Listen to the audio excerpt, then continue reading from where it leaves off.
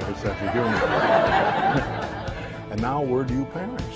Can you have a new family by Friday? Yeah, you can.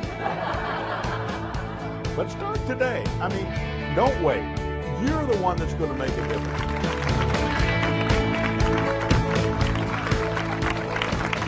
Woo.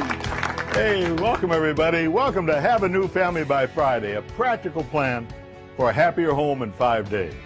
I'm Kevin Leman. Whether you're married, whether you're single, thinking of getting married, this is a series for you. We got 5 kids, and believe me, you'll learn a few things being married all that time, I'm telling you. And this is what you have to understand about marriage. You, and how you respond to life in general has everything to do with the kind of marriage you're going to have. You know, and this isn't rocket science. The things that you decide to do differently are what's going to make this marriage all about. See, women are interesting. You talk about communication. They want you to know how they're feeling, gentlemen, without having to tell you how they're feeling. Harold, will you come over here and just give me a hug? Harold puts down the newspaper, walks over and goes,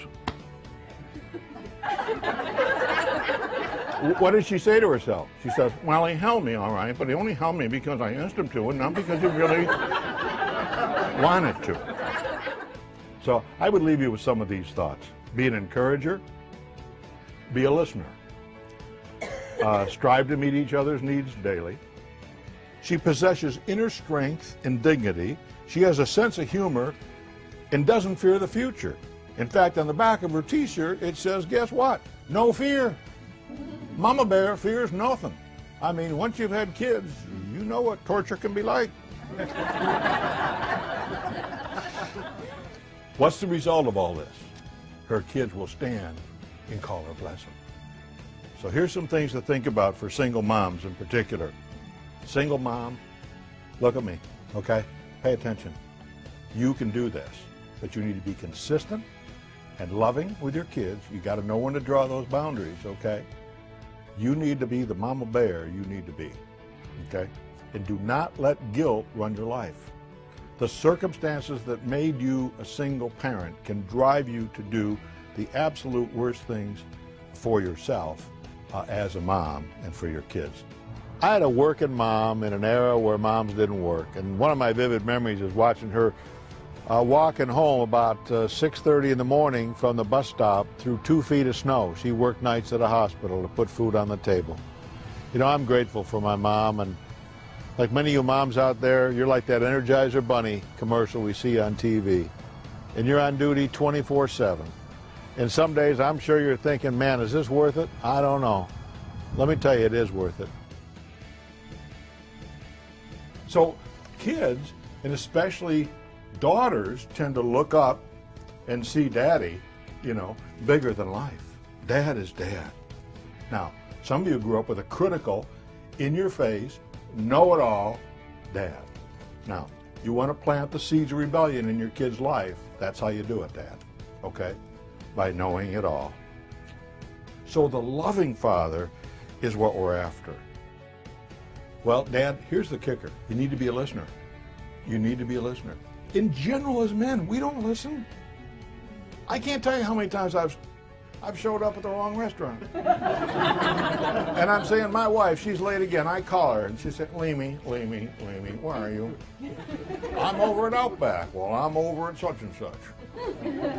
Are you wrong again, honey? No, honey, we had this conversation. And I would admit, listening is not one of my greatest skills. We represent God to our kids, our gentle, affirming nature. How many times have you had a young woman say, you know, I want to marry someone, what? Finish the sentence. Just like Dad. So we are the model. And the greatest compliment she can give to us is that statement. I want to marry somebody just like you, Dad. And you've only got a short window to make a difference in your kids' life. You want your kids to be disciplined. I mean, anybody, go out and sit at a park or in a mall and just chill and just watch kids. And you'll know why some mothers eat their young. I mean, Kids are out of control. We got kids short of a yardstick and in charge of adults. It's crazy. I mean, I'm old. I'm old enough to remember when kids used to obey their parents. Now parents obey their kids. That's the way it is. Train up a child. Do we train up children in our society, or do we train them down? I think we train them down. I think we talk down to them way too much. People always ask me where I get my material. I just hang out at the supermarket and listen to you moms talk to your kids. All right, listen up. No running around, no fooling around. Don't ask for anything because the answer is no. I'm just going to run in here and get a couple things. Your dad's going to be home in a few minutes. Do you want to go to the car? It's 104 degrees. Do you want to go to the car? Oh, yes, you're smart parents out there, aren't you? So you emphasize what they do good. Watch the negative stuff. If the criticisms, make sure it's general. But be specific with the encouragement. Your son, your daughter needs vitamin E, which is encouragement. They also need vitamin N, which is no. But again, there's balance between those things, okay? Keep your ears open more and your mouth open less. Discipline, what a difference discipline makes. It's now or never. Thank you very much. The problem is, you don't have forever.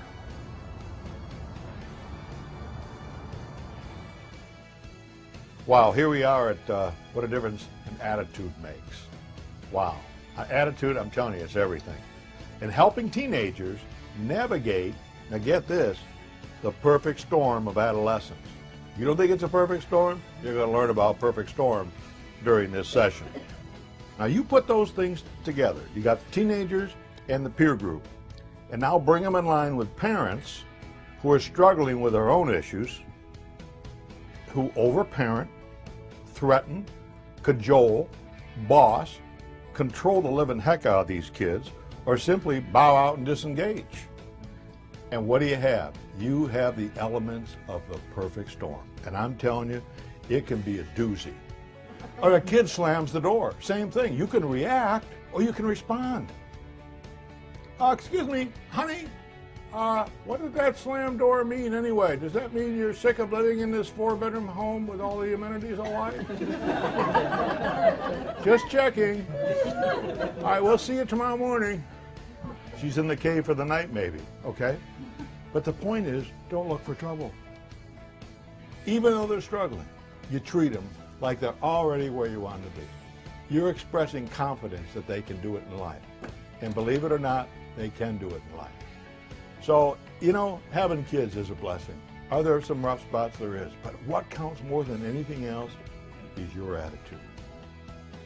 I think people found it fascinating that these little cubbies come out of the same den and be so unique and so different. Well, middle children, although they walk to a little different beat of the drum, they feel the pressure from the firstborn, okay? The lab rat of the family, and little Schnooky, that baby of the family who got away with too much, okay? And they're squeezed. So they are most likely to go outside of the family for friendships, okay? So friendships are huge to them. They're loyal. If there's a word that describes a middle child, it's loyal. Now here's a question for your only children, okay? You ready for it? Why are you an only child? Mom and Dad take one look and say, well, that's enough of those. One only child told me once, he said, well, I'll tell you the truth, Leman, I think they reached perfection the first time. There was some truth in that. God made each of us different. And we can rejoice in the fact that birth order does make a difference. So, you know, enjoy this difference. Celebrate it. It's what human beings are all about. But just for fun, how many of you are grandparents? Let's see the, you know, I was looking for scripture, by the way. I found one about silver hair, you know, on grandparents to use for this session. And I thought, you know what? A lot of grandparents don't have any hair, and I just didn't want to make you feel bad. So I'm not even going to go there with this one. We have an opportunity to really make a difference. I feel so bad about a young woman once who told me, she said, my grandmother was a birthday card with a $20 bill on it. Isn't that sad? Well, what a sad situation, because she didn't take advantage of the opportunity to really make that indelible imprint on this little granddaughter's life. I think the best thing about having grandchildren is, you know, they just love us the way we are. They just love us. They come running. Here comes Grandpa, here comes Grandma, and usually they have little names for us, you know, names that you and I might not even think of. It's how you live your life that makes a difference. Again, I want to make a difference in those kids' lives. I know you want to too. And here's the fun part about being a grandparent. You get to enjoy them, you have fun with them, and then you get to give them back. Night-night, night-night, it's time to go to bed now. 9 o'clock and I'm drooling.